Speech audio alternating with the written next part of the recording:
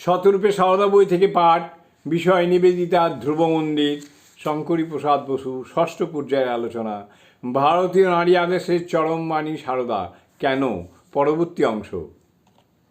ঘটনাটি বিবেকানন্দ জীবনীতে গুরুত্বযুক্ত। স্বামীজি দূর হিমালয়ে মায়াবতী অদ্বৈত আশ্রমে গিয়েছিলেন 1901 জানুয়ারি মাসে। অদ্বৈত আশ্রমের প্রতিষ্ঠাতা ক্যাপ্টেন সেভিয়ারের দেহত্যাগে শোকার্ত মিসেস সেভিয়ারকে সান্ত্বনা দিতে, সেই সঙ্গে তাঁর স্বপ্নের অদ্বৈত আশ্রমের বাস্তব আকার দেখতে।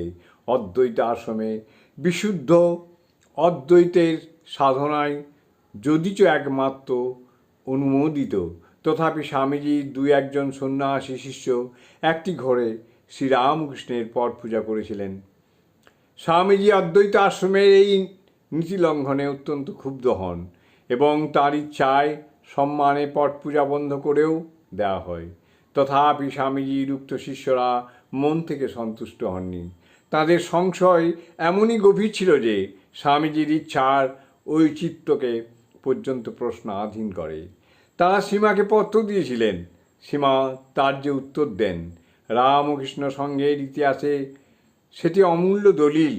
তার মধ্যে রামকৃষ্ণপন্থীরা চরমে কোনো মতবাদী, দ্বৈত না অদ্বৈতবাদী তা চূড়ান্তভাবে নির্ধারিত হয়েছে। কিন্তু ওই পত্রের মধ্যে শ্রীমায়ের চরিত্রের আগ্নেয় রূপ কম উদ্ঘাটিত হয়নি। তিনি যে একেবারে নির্বিকার সত্য সূর্য তা ওখানে প্রমাণিত।